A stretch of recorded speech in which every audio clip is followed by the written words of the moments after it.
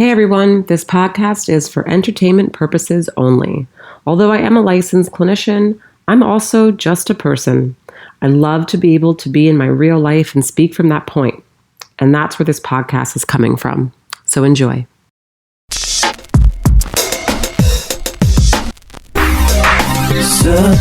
for truth, looking for answers.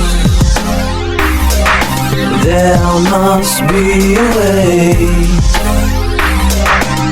to another day.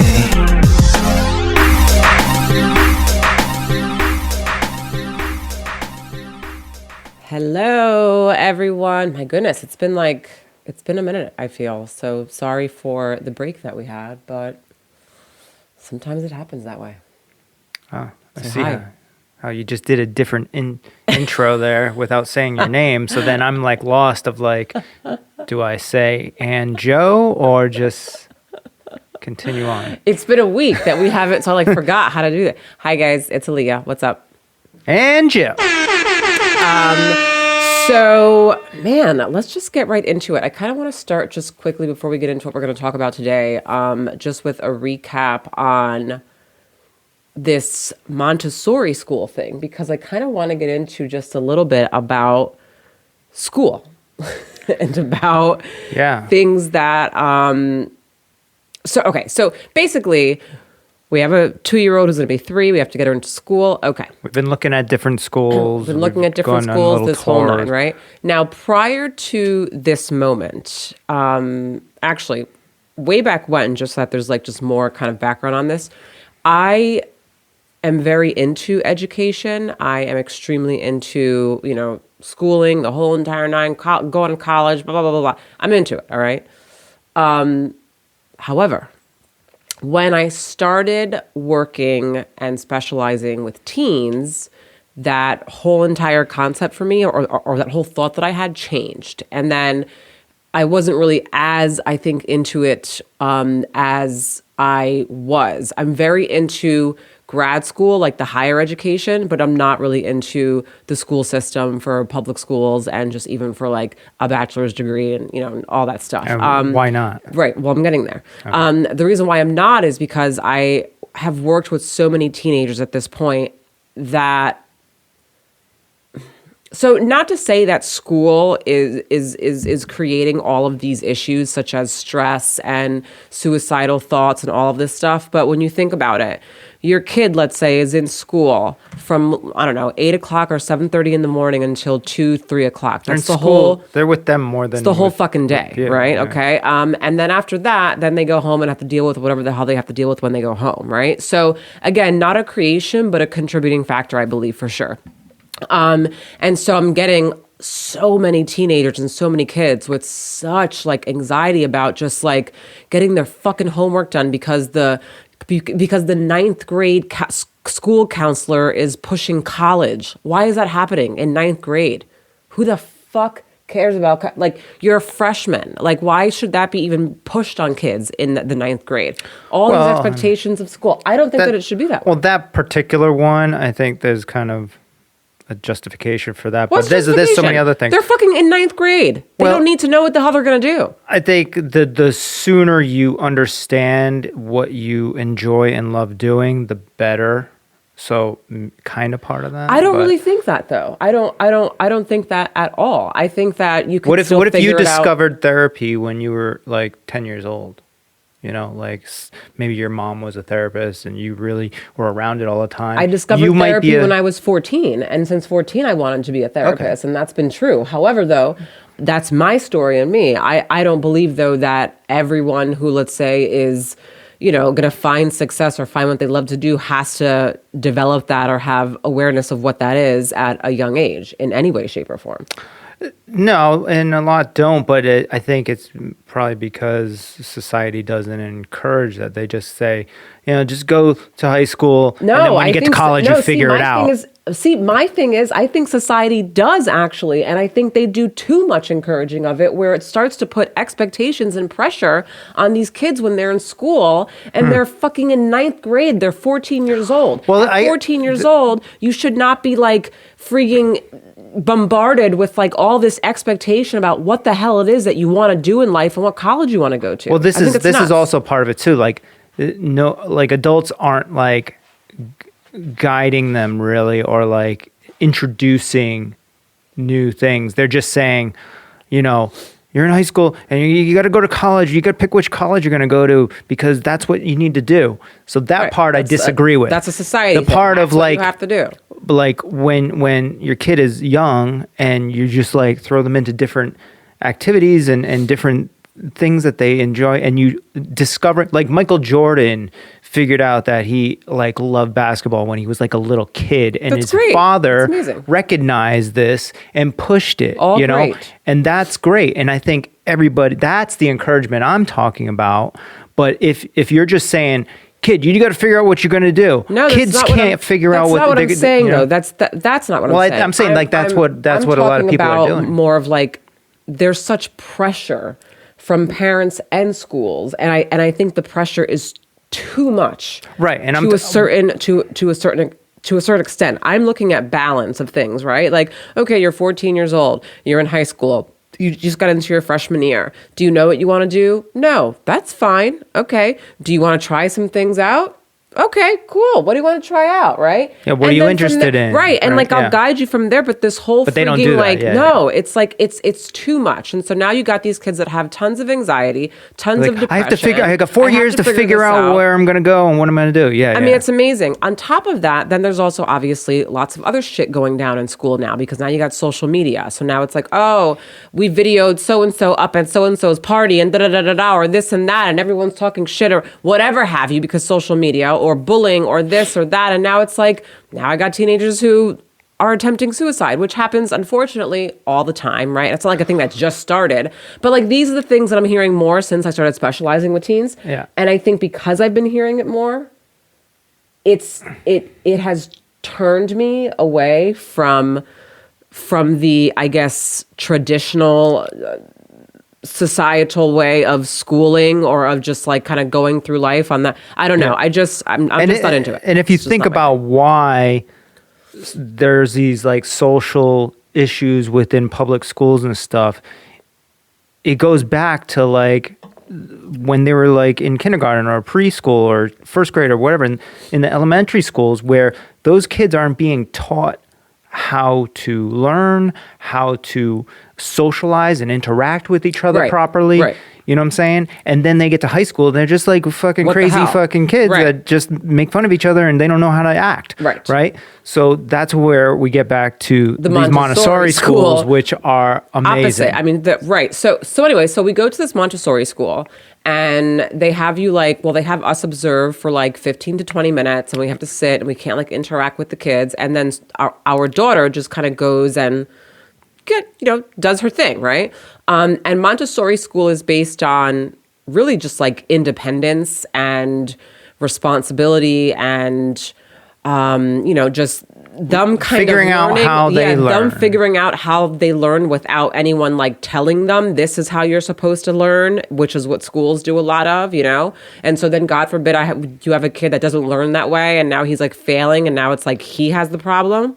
No, he doesn't have the problem. He just learns differently, Yeah, like at the Montessori school, there is structure, but it's not like the same kind of structure. It's like they have these different areas. Yeah. I mean, this is how it is in the preschool. So, I mean, I don't know how it is as it evolves, but they have different areas, and they're doing different things in those different areas. Math, geography, blah, blah, yeah, blah, whatever art. Then there's snack time. There's a snack area. And then what's great is that there's no bell. There's no one that's like, at this time we have to go to this station. Right. At this time we have to go to this. They're just like doing their own thing. And so we walked into this place. First of all, the children were amazing.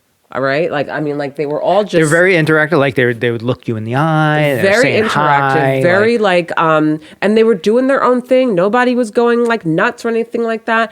If they wanted snack, then they would go sit in the snack area, get their snack, prepare it for themselves. These kids are like 3. Oh, fuck.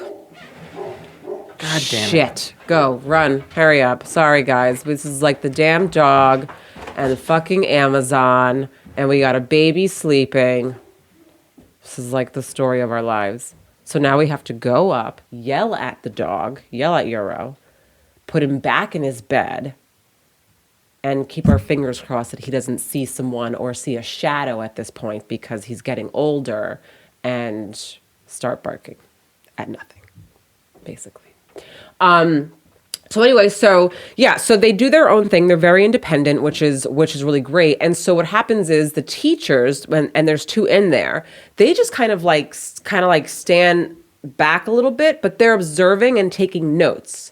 So like if they see, let's say, Johnny in like the math section and he's doing this like activity in the math section, what they'll do after he's done is they'll go back there when he's gone and like check on it to see like if he did it right or to see like how he did.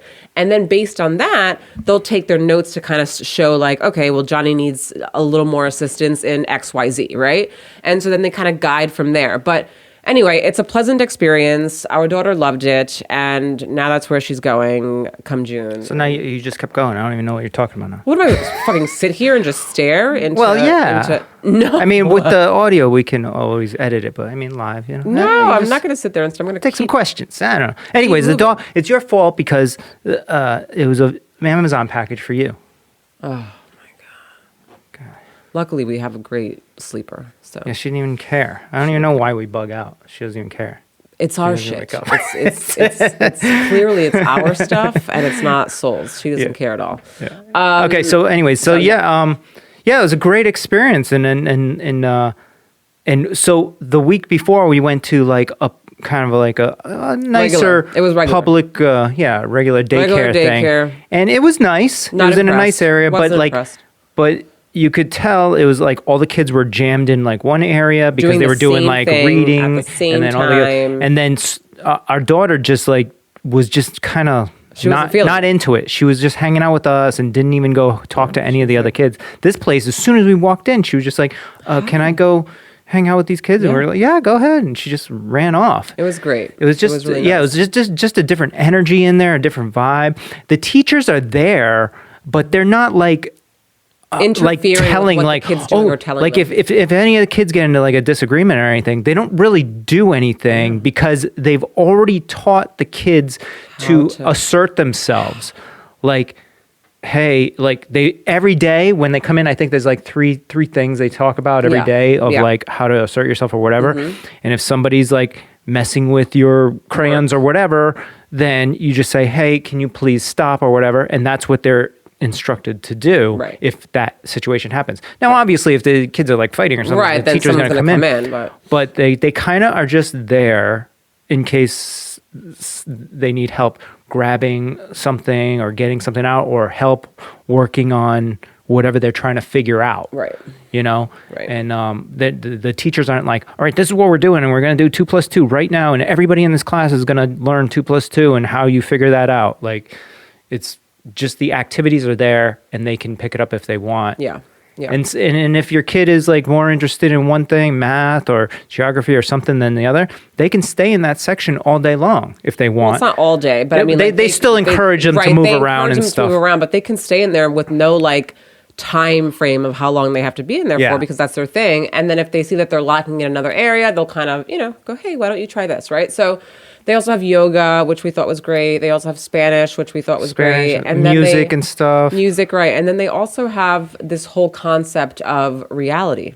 Which, this is where I was like, which this Joe, is it. The minute I think she said the word truth or like real, Joe was like, bibbing. Like his whole face was like, what? I couldn't believe this. So in the packet they give us, there was literally a whole sheet on this of explaining what they're talking about. So basically it's, they don't believe in the concept of like cartoons or, not that they don't believe that they exist. They just don't believe that it's fantasy. It's helpful to kids. Yeah. The fantasy and all this stuff. And not like a kid's idea of fantasy, but cause all cartoons and all fictional fantasy movies and stuff are made by adults. Right. So it's the adults' rendition of what they believe a kid would enjoy.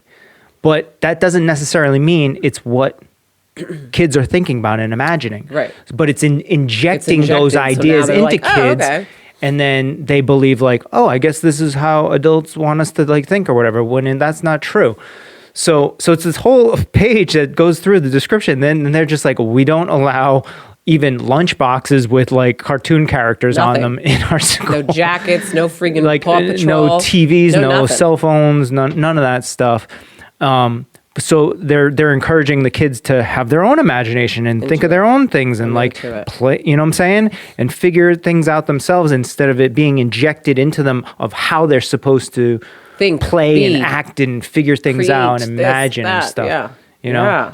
Kids might not be imagining fucking unicorns and rainbows, but adults believe that kids are, so they make these cartoons that inject it into them. They might just be thinking like, there's the sun, that's cool, or like something. I don't know. Doggies are cool, right? And they might have images of dogs running around their head because they played with a bunch of dogs today or something, you know. But anyways, I thought that was great, and the whole concept is amazing, and I'm super into it, especially the fucking yoga. I mean, the yoga sold you also. Because that also sold you. I need to get back into yoga. Well, Lord knows our child needs yoga because she has some serious moments where she just doesn't know how to. She needs a little chill. zen. Yeah. So that's our life basically in a nutshell. Yeah, I thought that was great. So basically, cut to today's episode. Well, hold on. Let's recap a little. I mean, what have we been doing? Like, this is what we've been doing. Just looking for schools. I've been working. I got an office. No, didn't we do something? Oh yeah, else? Shout out to my office. So right. In Rhode Island, that's where I physically see patients. In Florida is only telehealth. But I am now seeing people in person in Rhode Island. You can look me up, Aaliyah Delermy Keene, or maybe just Aaliyah Delermy. I'm out there. And if you want to see someone, I'm there. I'm doing in person because as much as I enjoyed doing telehealth, and I still do because I have people in Florida who I do it with, I am so fucking happy to be doing in-person therapy. You have no idea. It like literally when I got this office and when I saw my first person, it like did this like, not that I lost passion for what I do, but like there was something different. It just like triggered all this shit in me all over again that I was like, and my brain was like everything was just so stimulated, and I'm fucking on fire right now. I love it. Yeah, and it's a you got a great place, and it's like a cool like zen. It's actually got a lot of space in there, and it's cozy, so it makes you feel comfortable when you go in. You got like the mirror and stuff that you can utilize. Do a lot of mirror work. Yes, that's always not fun. Yeah. So congratulations. Thanks. And so yeah, no, I'm saying like we've been doing other stuff though, haven't we? No. I've been focused solely on this office. The office. And that's what I've been doing. And then you've been helping me, and then you've been working. Like, that's basically been our life. Right. We have a lot of things happening, like, in terms of, like, work-wise and career-wise going on. That's what we've been doing. Like, a lot of my stuff is kind of, like, in the beginning stages, so I'm not really talking about it right now, but we definitely will because it's, like, this podcast definitely has a lot to do with what I'm building here, and basically everything I'm doing is based around love and giving and helping people out. So I feel good about that. Yeah. Yeah. But no, I mean, because we took last week off because we had like some shit going on. What was going on in the weekend? Getting my office done. Oh, that's what we were doing? Yeah. I guess stuff going on. No, I felt like we went somewhere. We did nothing. Yeah. Went to the aquarium. You did. Went to the aquarium. That was cool.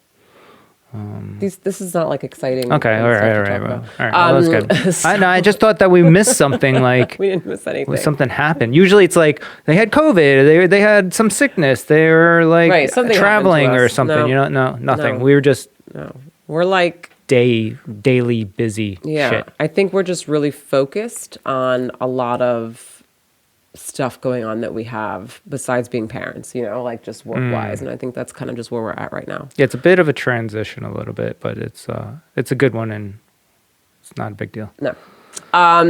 So emotional intelligence. which is yes. what Joe brought to my Well, my way today. I was talking to our friend David, who's been on the podcast before, from Mad Love by Design, and he was saying like his brother got a job or something, and in the application it mentioned like, what do you perceive your emotional integrity to be?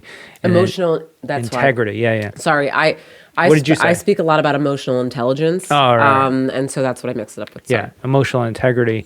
And then I guess he took it. He was like, "What is this? Why are they asking this question and stuff?" So then we just started chatting about it. And then he sent me this article, and then I read through that, and I just sent it to Aaliyah, and we thought it was pretty interesting to chat about. So why don't you actually come to, as I'm sitting here thinking about it, emotional intelligence, which is the phrase that I use, is on the same page as emotional integrity. Emotional integrity is focusing, the understanding of focusing on someone's awareness and acknowledgement of just oneself, and not only oneself, but also like the social awareness, right? So self-awareness and social awareness is emotional integrity, and the ability for someone to acknowledge it, acknowledge their own and others, and have just insight and awareness and understanding of it, basically, is what that is.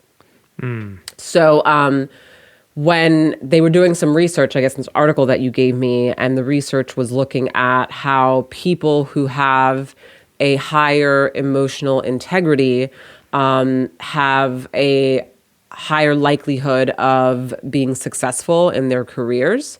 And they were saying that is just solely because of the fact that they have awareness. They have self-awareness and then social awareness. And when you have awareness into those things, and you're able to have the awareness and not judge the awareness that you have, or not judge the insight based on any societal factor, then that is basically what kind of creates this integrity. What is the definition of integrity? Just like the actual definition.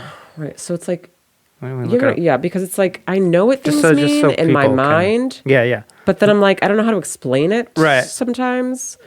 Like I know what integrity means to me, but like the actual definition might be right. Different. The quality of being honest and having strong moral principles, moral uprightness, the state of being whole and undivided, upholding territorial integrity and national. So, how do we always say?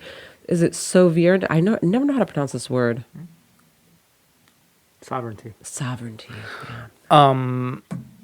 Yeah. Moral though is something that can be variable though, right? Because one person's moral beliefs can be different than another's, right? Yes. So you can think that you have this integrity, and maybe you do, but according to somebody else, it may not seem like that, right? So. Oh yeah. So then it's like, these are things. Well, this is why everyone's going to have a different. Right. Well, also you're looking on Google for the definition too, so actually it's the Oxford. Skew. It's the Oxford dictionary. Just do me a favor. Just look just go to DuckDuckGo and see if it's a different. I just want to see. Really? It could be wrong. Could be. DuckDuckGo. All right. Now do the same search. Integrity. Definition. What does this say? Steadfast adherence to a strict moral or ethical code, the state of being unimpaired, soundness, the quality or condition of being whole or undivided, completeness. Okay. Seems a little bit more direct, but... No, it's all the same shit. It just says it differently. Yeah, it still adds the moral part in there, which I thought maybe it might not be in there. Well, then this one's even actually, because this one says a steadfast adherence to a strict moral or ethical code, which again is like, well, one person's strict morals or ethical code is going to be different from another. So yeah. Like, for example, the people who rushed the Capitol, right, during that whole Trump thing, right, during Trump times, they most likely, I feel like, would consider themselves as people who have integrity. But then it seems like there are many other people in the world who thought that they didn't, so... Well, maybe some of them did. Others didn't, know what the fuck they were doing.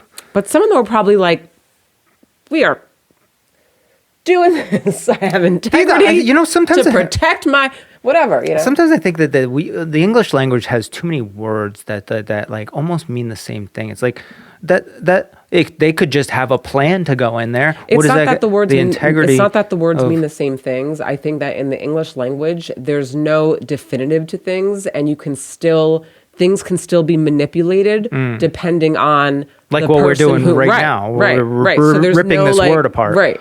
Yeah, that's why words. That's why words for me are such like big. I always listen to the words. Words are very important. People use, and like how they use them because Anyway, so yeah.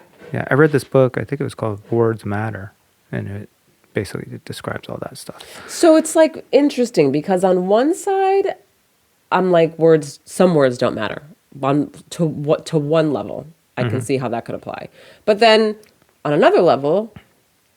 The words that I believe that we tell ourselves, that we say to ourselves, and how we structure, like, let's say a sentence, if I'm talking about, again, myself, I feel like those words are It's the words you choose. Very important. We have a variety of different words in the English language to choose from, and depending on what you're talking about and what the words that you understand or are available to you, you may choose one word that may mean something slightly different to another. No, person. but I mean, like, what I mean is, like, I think words are important if they're words that you're saying about yourself. But if somebody else has, let's say, a word for you or has a word that they want to call you or say about you, I don't think that shouldn't be powerful. What's the most powerful are the words that we tell ourselves, not the words that somebody else fucking calls me. Right. That's what I want to be clear about. And now we're getting deeper, right? Like, so if somebody's telling you words when you're a kid,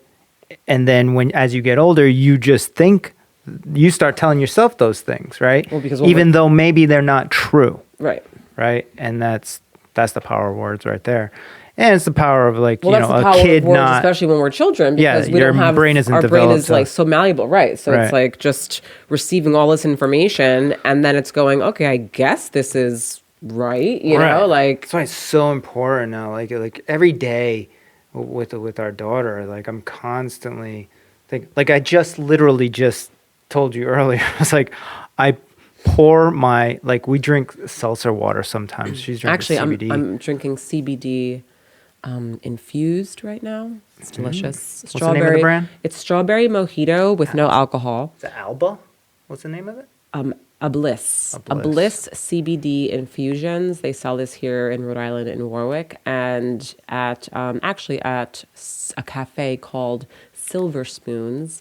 If you haven't had it, an advertisement. Yeah, if you haven't had it, go get it because it's great. And it actually I was so tired prior to this moment. Oh, it's like an energy drink?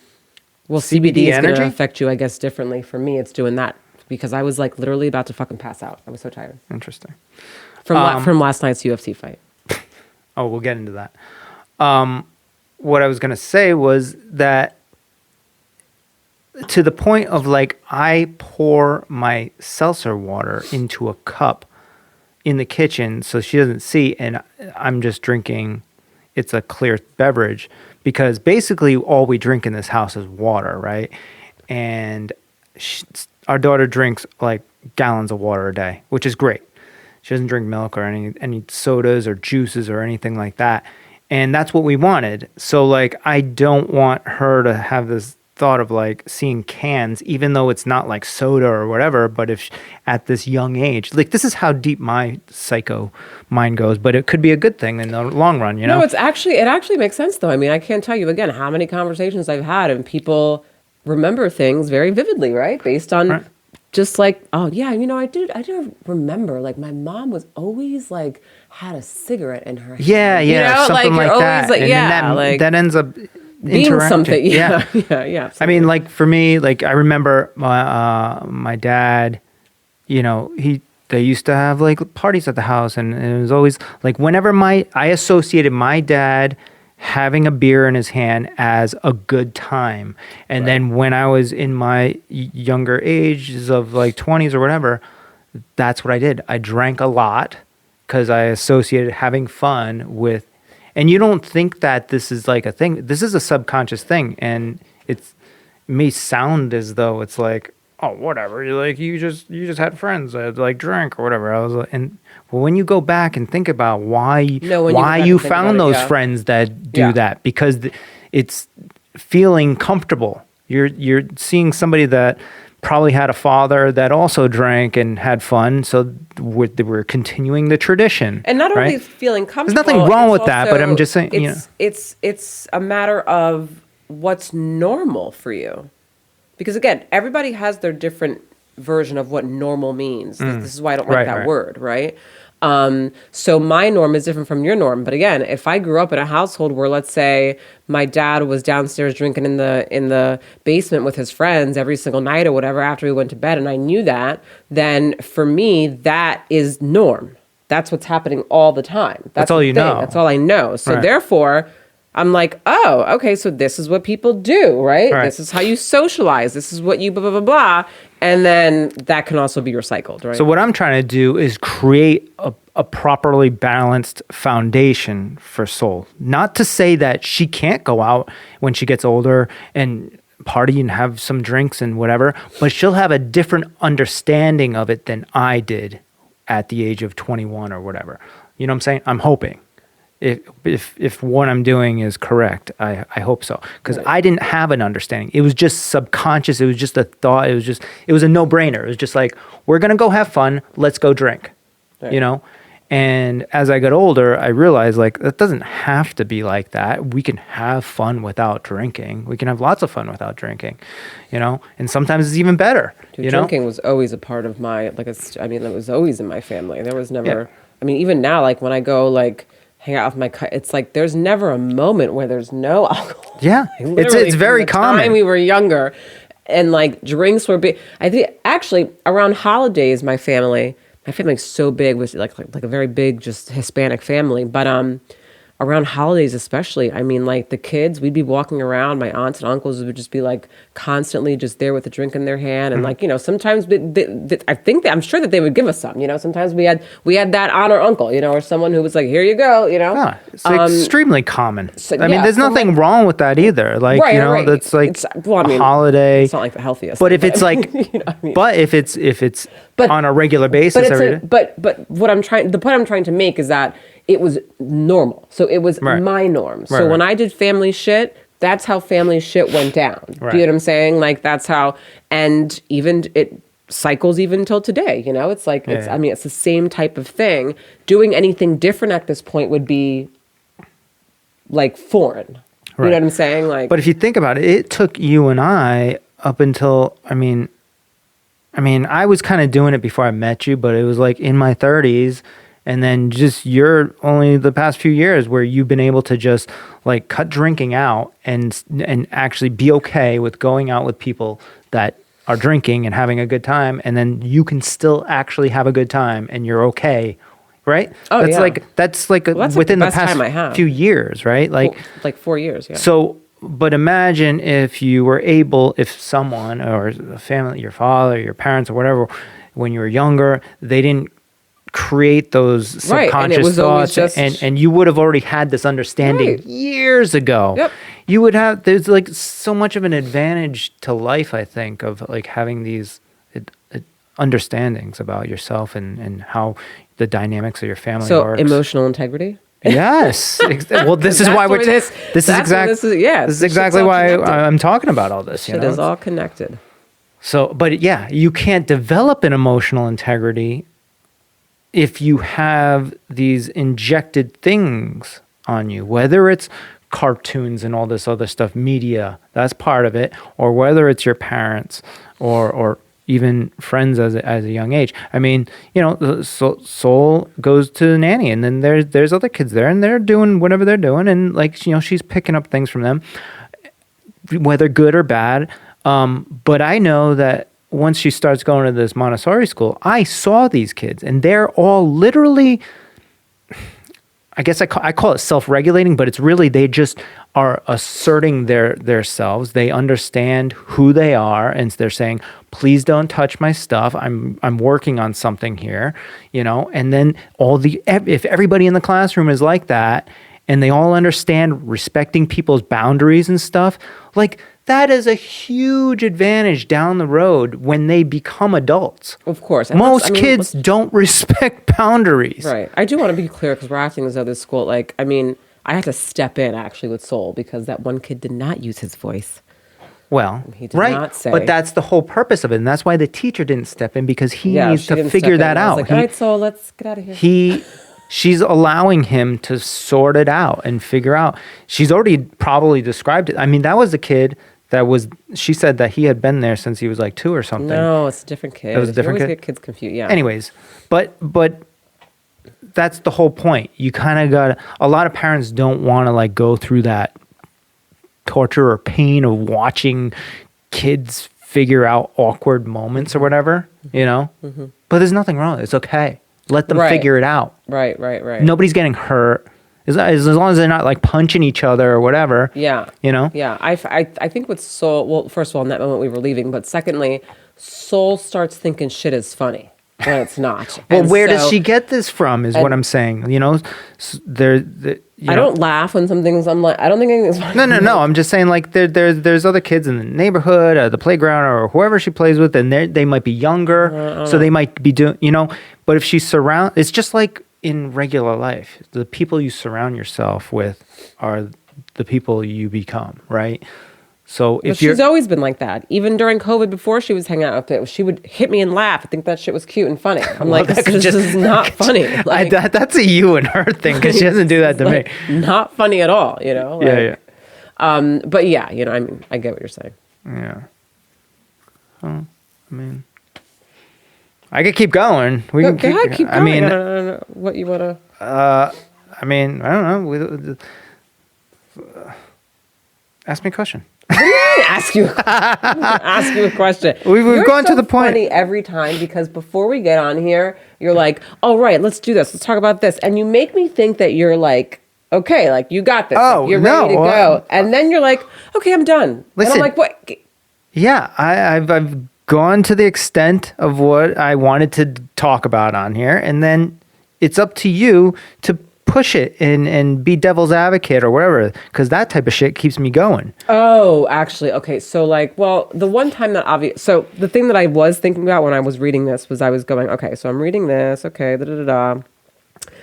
and then it was talking about... This is the emotional integrity article. Emotional integrity, but there's a certain part... It's on Forbes, if anybody... Yeah, this is on... Just search on Forbes, emotional integrity, it'll pop up.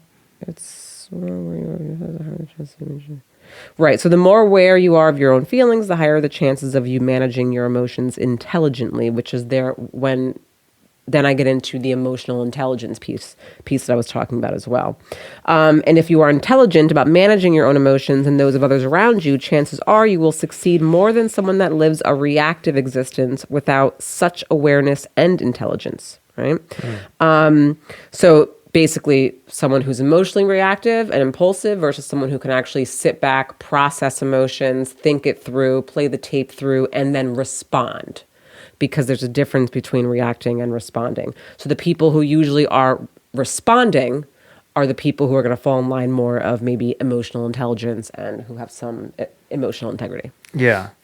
I mean, a lot of the stuff that I'm like seeing now and learning and understanding about, you know, kids specifically, man, I'm like, where would I be if I had some other, you know, if I grew up in another time where, you know, my parents understood all these things, like what I'm hoping that we're doing for our daughter, you know, who knows? We're missing things too. We would definitely will be missing things, but the advantages just in life, I think a lot of people just take it for granted, like with like, say, daycares or schools and stuff at a young age, where they're just really looking for convenience, like a parent. And I'm not saying everybody, but like a lot of people, it just is. We all live like this like fast life. We're all, there's people working 9 to 5s. They don't have a lot of time. If they don't work, then they can't make money to feed themselves, their kids, or pay for the house or whatever. So it's like this like catch-22, because everybody would rather probably spend the whole day with their kids and teach them and stuff like that. So I understand, but I think people should really look into these types of things, the Montessori schools and stuff like that, at a young age, because but I think when you're that you're forgetting is financial. I mean, not well, everybody yes, has the luxury. no, I get it. I get it. But yeah, I guess then, that's unfortunately because of that. Then they have to go with things that are going to be, more financially conducive to their lives, which I totally get. And, well, listen, I can't save everyone, right? But I'm talking to the people that right now, a lot of people pay for daycare for their kids between the ages of like 1 and like 5 or whatever, before they go to like kindergarten or whatever, right? So you're paying whatever it is, probably a lot of money. Which is already expensive to begin with. It's Montessori probably like adds. Right. So hold on. This is what I'm saying. So what I'm saying is like, so most people are paying. I've heard things like $1,000 no. I've heard things like $1,500 a month or something like that, maybe more, depending on how many days you send your kid to like these daycares or whatever. Well, with the Montessori school, it's cheaper than that. It's actually cheaper than that. No, it's not. Yes, it is. Cheaper than a regular daycare? Yeah. No, it's not. How do you think it's cheaper? We could look right now at a regular daycare. First off, and compare the you price. and I haven't sent our daughter to a regular daycare, and yes, you should look up. Right, but I know, being that I also average work daycare for daycares. Go ahead, look it up. Average daycare pricing. I bet you it's either the equivalent or cheaper. But what I'm saying is I don't know if people do the research and look into these things, They just assume that it's like this like private school and, it's going to be expensive, so I'm not even going to bother, or maybe they don't even know about it, God. Do like average... I know. I just hate typing with my stupid like thumbs that are like fat, and then I always like press something else. So annoying. Okay, let's see. Average. That's why I just want to talk into average daycare. Well, that's what that little microphone's for. Oh. Whatever. Yeah, $340 a week. Yeah. That's more than the month. $340 a week. Hold on. Overall, the average childcare cost for one child in 2020 was $612 a week. Whoa. For a nanny. Where's the 340? Hold on. $612 a week for a nanny, $340 a week for childcare or daycare center, and $300 a week for a family care center. So approximately say $300 to $350 a month, right? A month. It's this. Or a week. A week. So according to the math, I think it's actually cheaper or about the same. Hold on. I can't do anything with my phone because we're doing the live with the phone. Hold on. I rely on Aaliyah to do all this. Is Montessori more expensive than daycare? I guess it depends. It also depends on where you're at. I'm just saying. Yeah, of course. It's probably comparable, and even if it's an extra $50 or something like that, it's 1,000% worth it. If you're looking into these things and understanding these things about how these younger ages, you're creating this foundation for your kids and how they're going to think and act when they become adults, everybody's like, oh, these kids these days, they're all fucking idiots and they they're on TikTok and blah, blah, blah, blah, blah, blah, blah. Well, then it's our responsibility as parents to create a better foundation for their understanding to be functional members of society as they get older, instead of just putting them into places where they're just watching the kids. And yes, maybe they're teaching them math and maybe they're teaching them like ABCs and stuff like that. Yeah, that's great. That's super basic. But are they teaching them the social skills and the social and emotional integrity right? That they are going to need to thrive in a social world. Like, we have to communicate with people. We have to understand people. We have to have empathy towards other people. This is the only way that we can have a properly functioning society. And I think, like, a lot of our problems as a society these days in America is because of this, because we're not putting enough attention into what are the important things that children need to understand to be productive members of society when they get older. Whew, rant over.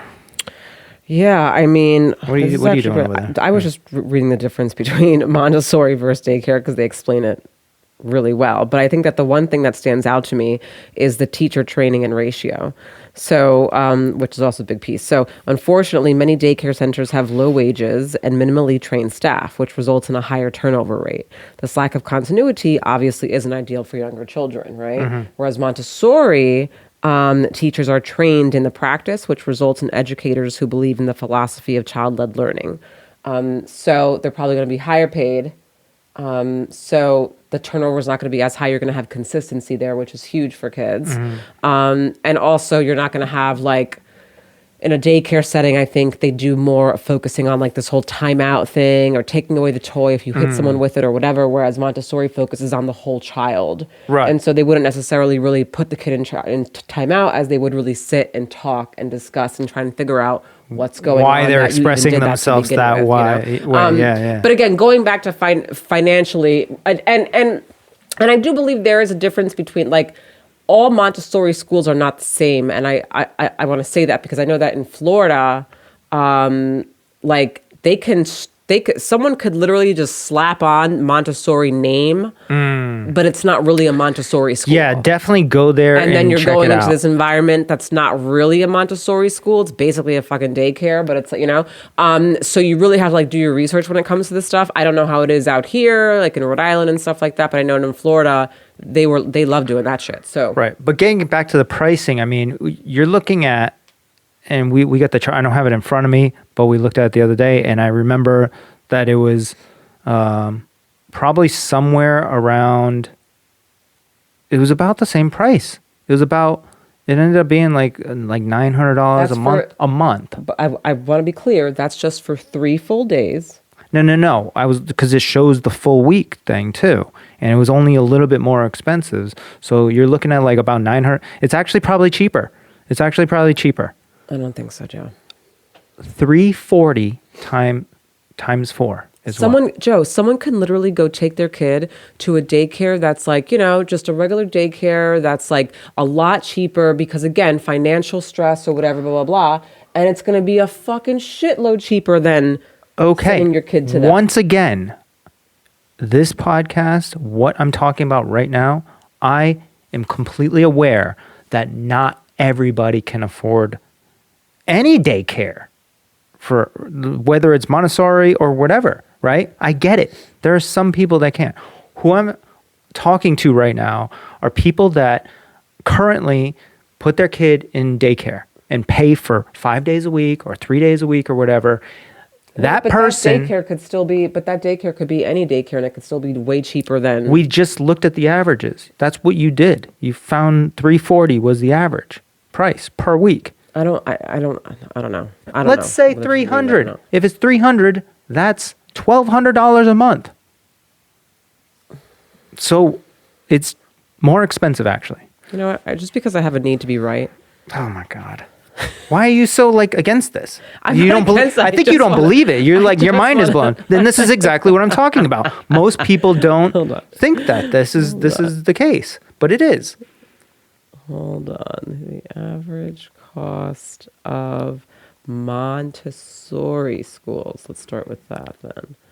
Why don't you just, like, go get the fucking piece of paper upstairs? We know exactly how much it costs. But that's not every Montessori school. That's that one. Okay. So. Okay, Montessori schools have average annual costs ranging between $12,000 and $15,000 for tuition. Right. $1,000 a month, approximately. give or take, depending on how many days. It can actually be cheaper than that, depending on how many days you want to send your kid. So right, and then that changes whether it's like full day, half day, blah blah right. blah. Right. Okay. Currently, with our place, it's less than $12,000 a year. Considerably, actually, half that.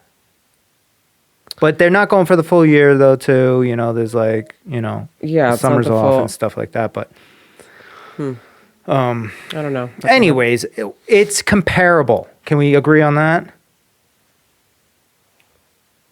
I don't know. How do you not know? We just did that. You just did it. Because I'm still kind of reluctant to, because I'm not just going to go take like what Google says actually what do you about need to the go average do? cost of things. What are you going to go find the freaking person that invented Montessori School, and then what are you going to go do? A whole research thing? The only reason why I'm resistant and reluctant is because from what I read before was that Montessori schools is that daycares have a higher turnover rate, right?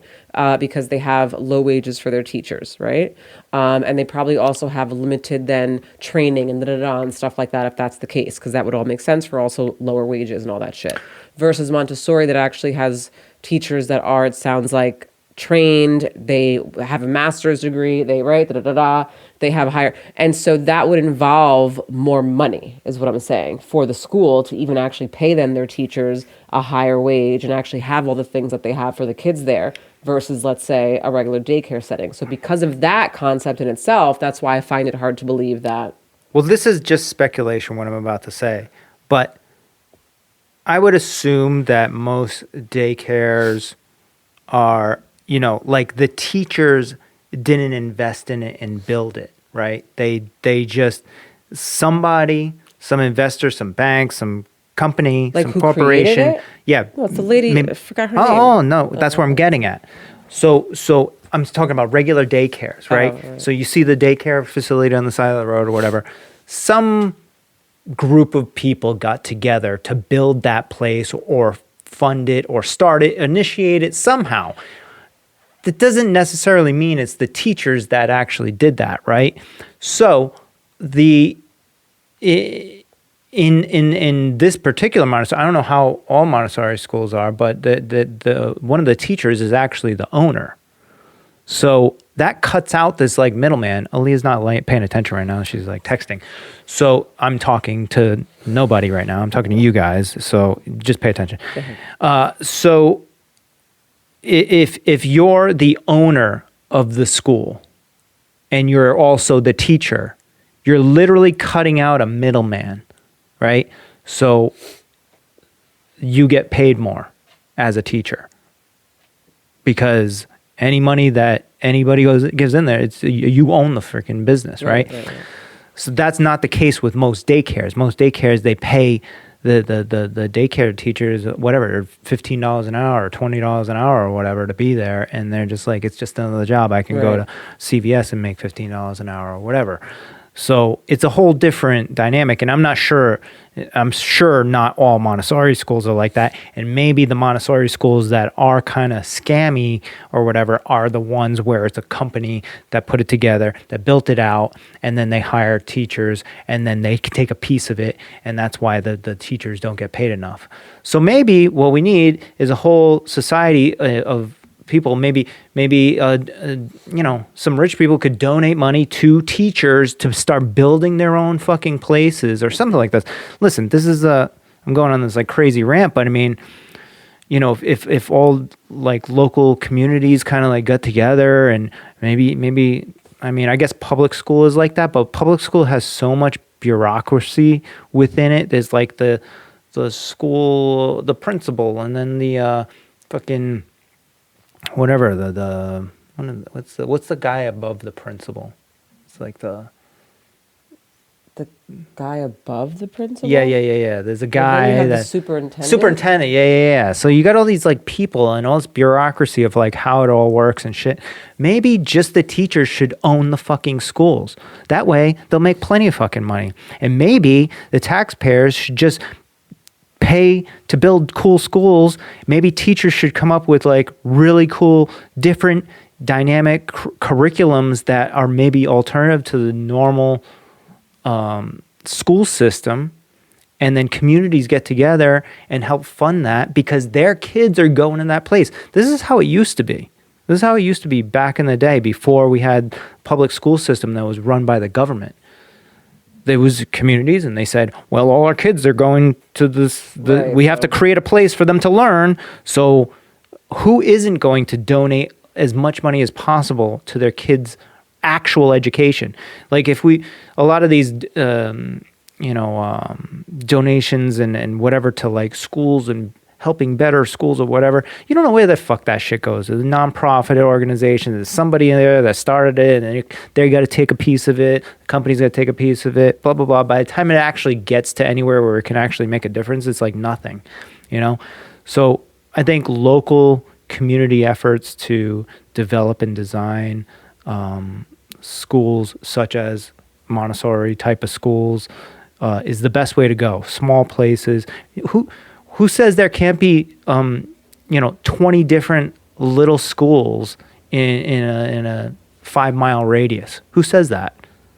Why not?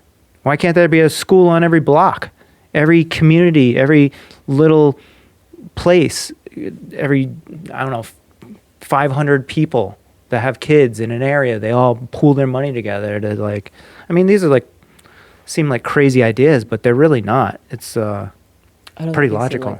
I don't think they seem like crazy ideas. It's because it's not what is going on now. So people might take this as like, well, that's a lot of work. That's a lot to organize and build up. Well, do you care about your kids' foundation and understanding of life and society and blah blah blah blah blah? And every community might be different. You might get a community of people that might think Montessori schools are stupid and they just go with the regular curriculum. Fine. Who cares? That's great. Do that. But at least you're kind of more in control of the say and stuff, of what happens there and what type of curriculum they're teaching the kids, I guess. I don't know. Public school is just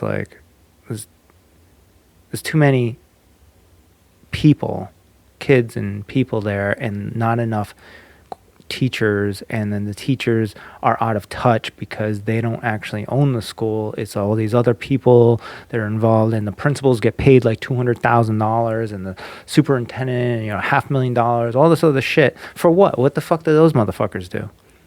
They're not teaching kids. They might have at some point, but now they're just collecting a paycheck. And then eventually, teachers are just collecting paychecks because it's with all the bullshit that the paperwork and all this other stuff that I've heard that all these public school teachers have to do. It's like by the time they get through all this shit, they're exhausted. They don't have time to even really put the energy into teaching kids. But even at that point, then it's like, are we even teaching the kids the right things, the right necessary things for them to be productive members of society in the future? Not in public school. Not in public school. Whatever. I don't mean to offend anybody, but it's pretty straightforward. It's seen. We see it in society. We see it in therapy sessions with teenagers that it's not working. It's not working. So there's something missing. And I think what's missing is what's going on in these Montessori schools. I think, personally. I could be wrong, but I think there's a lot more missing. But there is a lot more. There's a lot more, obviously, but the foundation, the understanding of self, the emotional and teaching emotional integrity. Yeah. That's totally lacked in public schools, I feel like. I think once upon a time, back in the day, before social media and all this stuff was out and all these electronics, I think maybe it was there, a little more than now. Once again, probably because it wasn't run by the government. Right. And it was smaller communities that had say. Now it's not. We need to go back to that. It's definitely not. Interesting. Yeah.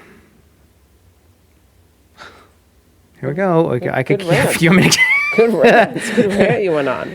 Yeah, and the more that I talk about all this stuff, I realize that I've put a lot of thought into all this stuff. And I don't know when I've actually thought about this. I think I started thinking about this a long time ago before kids, when I went to college.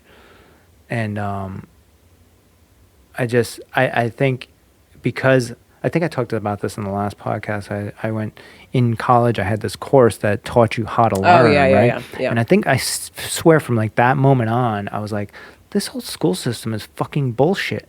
Like, why didn't I learn this shit a long time ago? Fucking 15 years ago, you know? So I think we're missing something at the early stages that carries on throughout high school and college, and we all just think it's like normal, but it's not. We're missing something, and then we don't figure these things out until like we've done enough life and interacting. I actually do think that there's lots of people who have been trying to. I think that there's lots of teachers who, have been trying to figure it out and obviously there's people out there put their foot down and protested or whatever, or have quit, or I'm sure that that stuff is happening. I just think that, again, the fight is so big at this point because it's run by the government. Yeah. That it's like, motherfucker. Like, well, that's why, I mean, yeah, a lot of these systems, these old dinosaur systems, I call them, usually whenever the government got involved is where they started going downhill. That's usually the case. That's my opinion. But I think smaller, no matter what, whether it's school or even healthcare or just anything, is better when it's like just localized. Organic food, where your food comes from, all that stuff. Everything. Mom and pop. Yeah, everything is better. They've made us think that it's more convenient if you go to like one of these larger places or whatever, but it's all they're just selling us shit education, shit food, shit fucking healthcare. It's all bullshit, and we've all just like gotten to the point where we feel as though this is normal and everybody else is doing it. This is how it has to be, but it's not. There's a simple solution. You take matters into your own hands, and you start working with your community. You start talking to your fucking neighbors. Maybe your neighbor is a fucking, some sort of developer or something, and maybe you're an engineer, and maybe the next neighbor down is a school teacher or something. You work together to fucking build your own fucking place. You can do it. It's not easy. Nothing is easy. Nothing in life is easy. Anything like worth doing is not easy. Only the easy shit is the fucking bullshit that nobody wants anyways. Not to side note this for a second, but yeah, I am going on. I was watching Love is Blind reunion the other night, and this is all going to connect. And and as I was watching it, there's this person on there, and I guess his name is Sheikh. That's what they call him, or that's his. I don't know if it's like a nickname or his. Anyway. Apparently, he's like really just not liked at all with the whole cast. Like, no one likes this fucking guy. And it's because they all feel that I guess he's like very narcissistic and lacks empathy and just says things really fucked up, which his communication is not the best, like you at times. But if you get past that piece, I hear what he's saying. And so as you were speaking, not that what you were saying was like actually got everything that you were saying and it was like on point, but as you were speaking, it hit me and I was like, oh my God. He's almost like Sheikh. Sheikh is way more emotionally, I would say, immature, and you're way more mature. So on maturity level, you guys are so different. But on the communication, why people would think that you're a narcissist level, you guys are fucking the same. So basically, so on the show, you've watched the show with me, the Love is Blind show, right? Unfortunately, yes. Yes, okay. Now, I finished it up, and I got to the reunion, okay? And Sheikh is the... it's the Indian dude. Yes, okay. Yeah. So they didn't get married, him or the chick. No, she said no. Oh, okay. And she said no because, again, this is like... He was such an asshole the whole entire time, right? He was like not physically into her, blah, blah, this whole entire thing, right? So she kind of, I guess, knew that and was like, I deserve being with someone who actually, right, likes me and really kind of loves me for me type of thing. So he goes on the reunion in just a poor way of communicating. But what he's saying is that him being focused or just even like thinking about someone's physical appearance, he's like, I don't see why that is a big deal. He's like, that is basically life. Like if I'm going to be attracted to someone or if I'm going to marry someone, I want to make sure that I am fully attracted to them in all areas, in every way, shape, or form. I say, you've really gone off into the deep end of some other shit that I just went off on a very positive rant about like how the education system is working. And you're talking about some fucking stupid TV show. I just had to go off for a second because as I'm listening to you, it's connecting in my brain. And I'm like, oh my God, this is some shit that you would say. Because you've told me the whole time about the show, you were like, this is dumb. Like physical thing is like physical attraction is a big fucking deal, blah, blah, blah, blah, blah, like da, da, da, right? And I'm like, I feel like he's saying the same thing that you were saying, but he's saying it differently. And now he's considered to be this like fucking... Because he's being honest. Yes, because that's what he said. He was like... He's saying what nobody else... I'm actually being truthful. And everybody on the panel's like, you're a narcissist, you're this, you're that. And I was like, oh my God, they all believe the same, but they all believe the same thing. This is my husband. Actually what he said was, I'm saying stuff that other people who are watching the show most likely are thinking, but nobody's going to say it. Right. I was like... that's me. I say those things that nobody wants to actually say. So as you were on your rant, that was a very good rant. I actually got a lot of information from that. I thought it was great, but that's what connected in my head, and I felt that I had to take it for... Well, this is a good, segue, I guess, into, all right, so that guy, Shake, people that, I guess... Because you just brought that up, I realized that over the past month or so, I've recognized people like that as well. And maybe this is a good thing that more and more people are coming out like that. So there's, we just finished up the Kanye West episodes, right? Or what's that called? Yeezus, right? It's a great documentary. It really describes him and takes you through the whole process, and you really get to get into the mind of understanding who Kanye West was and is and mental illness, the whole thing together, and trauma, and the grief and loss. God, there's so much. So you have to take all that stuff into consideration. No matter who you talk to, whether it's Kanye West or whoever, of how that, but at the end of the day, what I'm trying to say is there's a lot of people out there and celebrities and public figures that I'll name a couple of them off. And when I name one person, I don't want you to go down this route yet because I'm not done talking yet. Okay. Kanye West, Donald Trump, Kobe Covington, right? We'll get to that. But all these people, what these people have in common is they are openly speaking their truth. And I don't think Donald Trump knows what his truth is.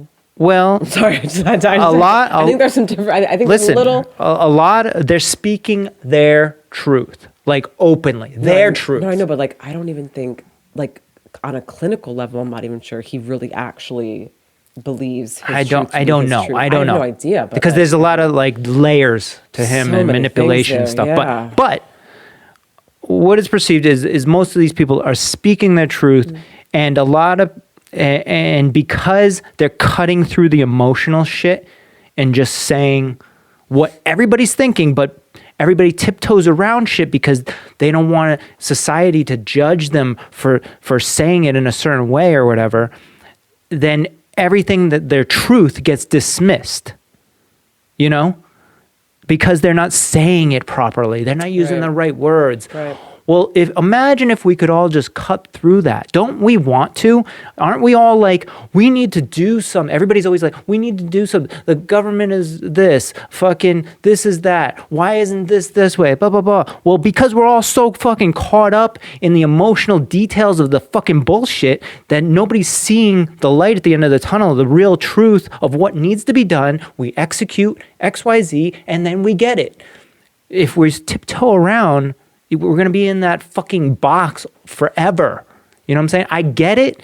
And you want to be sensitive to people's feelings. And like you said, people have horrible things have happened to them, and so you have to kind of take that into consideration. Well, no, but I don't think that anybody in just their everyday life has to take anything into consideration. You can live your life the way you want to live your life. I'm just no. When you're like, talking, like, say I'm talking to somebody and I don't really know them, and I'm like, they're talking in a way that's maybe overly logical or overly emotional or whatever. I don't know whether that guy, something happened or he got beat up by his dad when he was a kid or whatever, and it affected him certain ways, and this is why he does these things or says these things or thinks this way or whatever. I don't fucking know that. So I can't cater to everybody. But what I can do is understand things to the best of my ability, and then cut through the bullshit, cut through the emotional bullshit, say what I believe to be true and put it out there. And then anybody wants to say, hey, I don't believe that's true. Okay, let's have a conversation about it, you know? Yeah. The people would rather just like shut other people off and not deal with it, which is probably a part of the emotional integrity that they didn't get when they were younger. Man, we are just bringing this back. Right. And, you know, it's a cultural issue that we have, and we have to look at ourselves first. You have to understand yourself, and we should get to the point where it shouldn't even matter to me if I run into some guy and we start having a conversation and he got beat up as a kid. It shouldn't matter.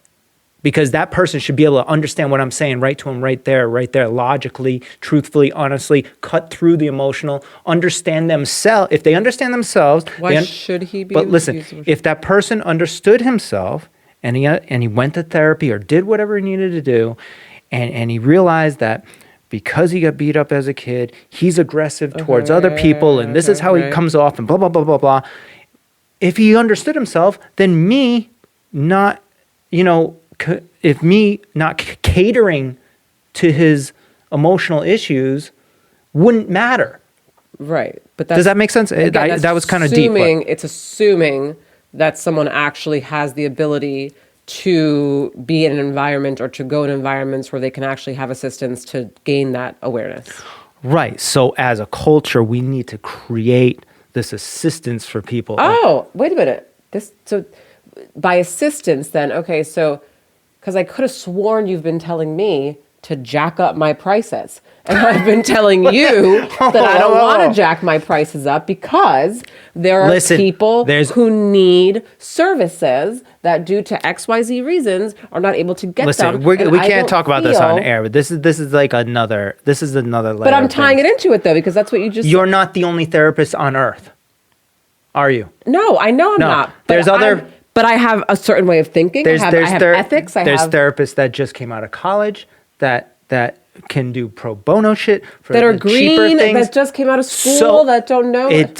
Listen, this is a systemic, humongous, long-term problem. I'm just saying. Right? I mean, like you want to change culture today? No, it's not going to happen. So we can put things in place for our daughter's future and our daughter's future or whatever, right? We can put things in place now, and then by then it might be working. Right. But right now, we have fucking inflation. Everybody's got bills, I understand that, but I'm saying, like, the only reason why I went that route is because you said then we can, we can come together and kind of help build something so that those people actually can have. And I'm standing here and I'm like, well, that's what I fucking have been wanting to do. You can't do it right now the way that you can't do it that way. You have to plant seeds and create it, and then if she decides to be a therapist in the next 30 years or whatever, then maybe at that point things might be shifting. It takes a long time. Cultural shifts take forever. But start somewhere. So for me, in my mind, I'm doing it through a way that I know that I can. Yes. And that's why all doctors and therapists and people that help, they do pro bono things. It's like in the, what's it called? What do you call it? You take this oath, in the oath, right? That you're helping people. And that's part of it. So yes, you're doing your part, and every other doctor probably does their part as well. But it's not enough, right? So like that's not going to change culture. It's not. It already hasn't. That's been going on forever. I understand that, but I mean, like in my mind, I'm like, okay, like for example, there's some people I'm trying right now to figure out how I can see them because they don't have insurance for XYZ reasons, right? And I'll be damned if I'm going to fucking say no, they can't come to therapy. I'm going to still try and figure out how we can make this work. And so for me, again, I'm going, okay, well, I get it's not, this huge thing, and it's starting really small, but I mean, like, what about still doing something. There's always like multiple.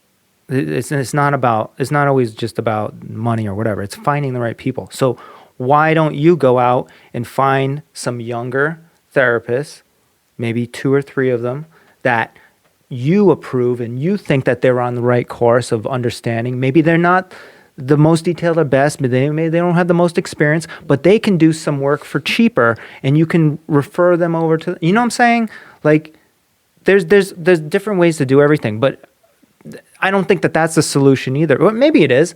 Right. Maybe that's part of it, and we all kind of. And then as those people evolve, I don't know exactly. Listen, I just brought this up off the top of my head. No, so. I know. I heard that, and so then I ran with it, and then this is where we're at. And I'm not also like, there's people out there working on this stuff now. You can only do so much. Whatever is in your capability and your like bandwidth of experience and knowledge and understanding and time and money and whatever. So you can one person can't do everything. So if you're passionate about something out there, focus on it. Think about your kids, think about your kids' kids. And honestly, maybe we're the generation that just says, okay, like, fuck it. There's some things that we need to let go of and maybe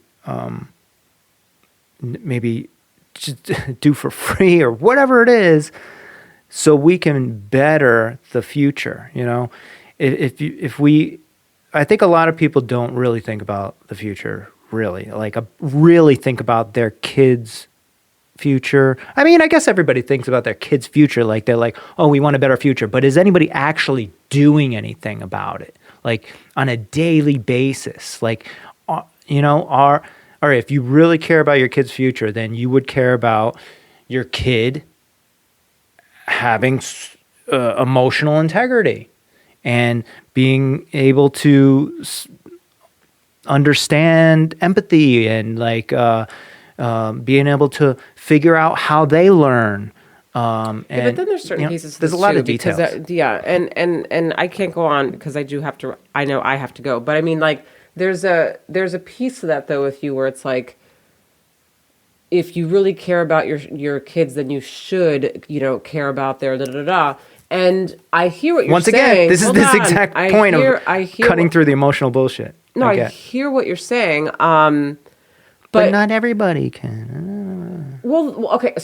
So something similar, let's say, to what I've heard you say is like, well, if you care about Soul's future and her well-being and her health, then you wouldn't give her a cupcake or give her this or give her that, right? And I'm like, okay, so basically you're saying that because I gave her a cupcake or because right, that. Well, you just made that up. I never said if you care about her health. Sugar.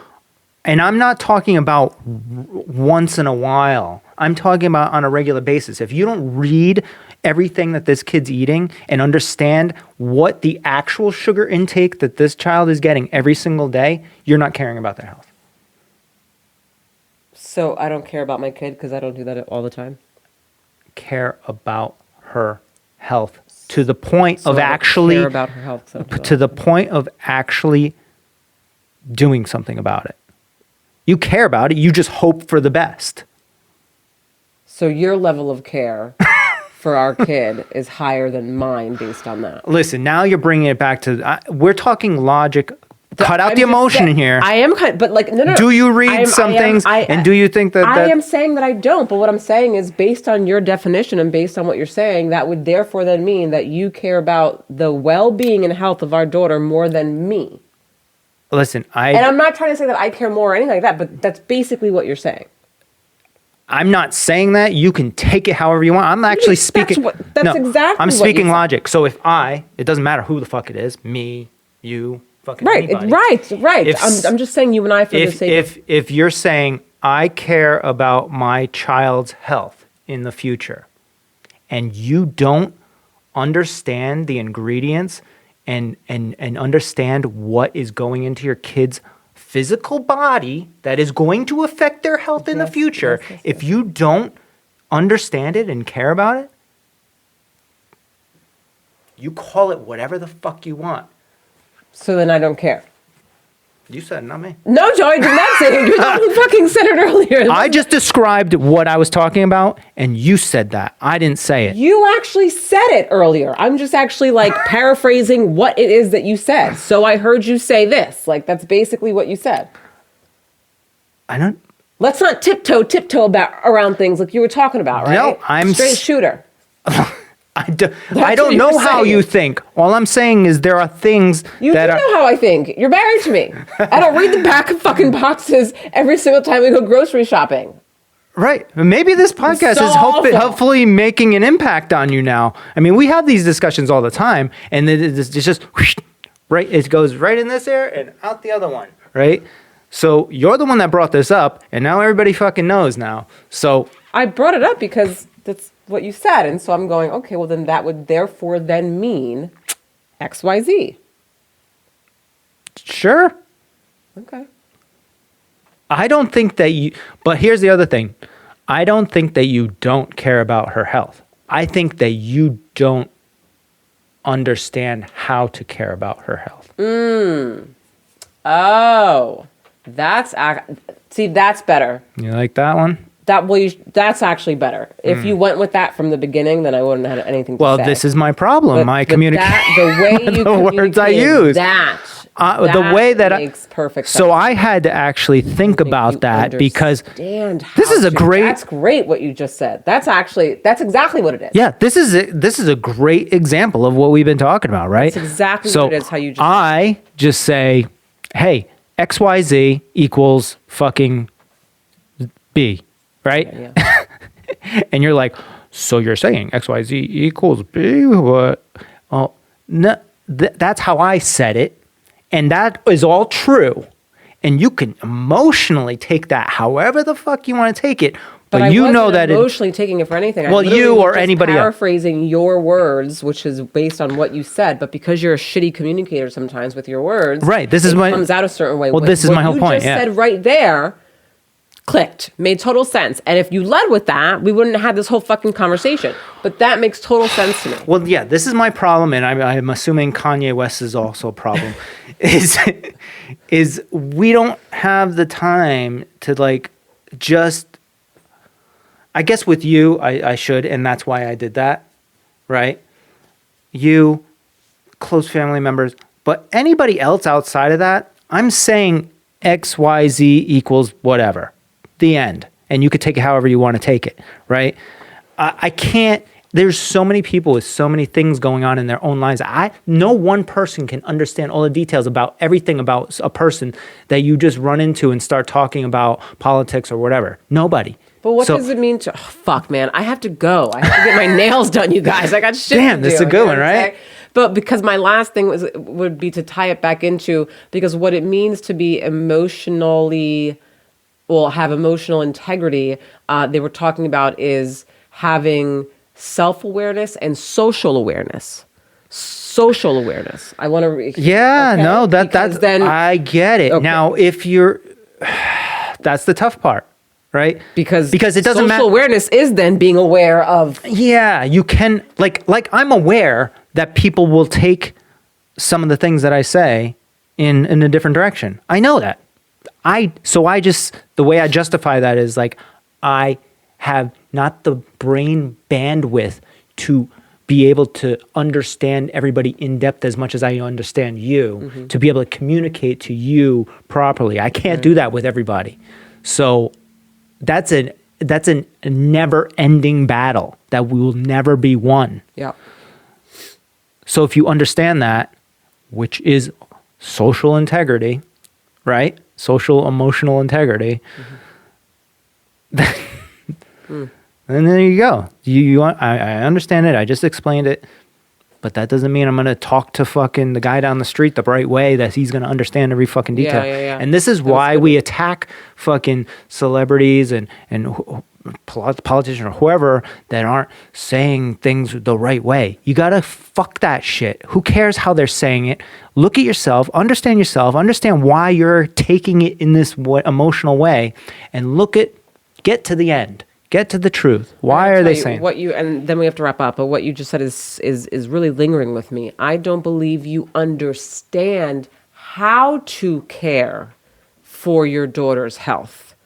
Not that you don't want to. Not that I believe that you don't even just know how to. It's not that you don't want to. You don't know how. And then when you said that resonated with me because I'm like, I don't know how. I grew up fucking eating, devil dogs, fucking all this shit, drinking Malta, if anyone knows what the hell that is, and having café con leche when I was like 6, No, I don't, because I just lived this fucking Honestly, life. you're probably still emotionally connected to all that stuff. Even though you've been with me for almost 4 years now. Well, I am, and I think that's what I try and make sure that that's why I'm like, she right. She has to do, because I did when I was a kid. Right. You guys, this was mind-blowing. Maybe we can do a part 2 later. I have to go. All right. Oh, God. Yeah, Hope you enjoyed this. one. That was good stuff. Yeah. That was really good. That was a good one. All right. All right. Love you guys. Love you. Hope you enjoyed. Bye, everyone. Have a great week. See you guys soon. Yeah. Bye.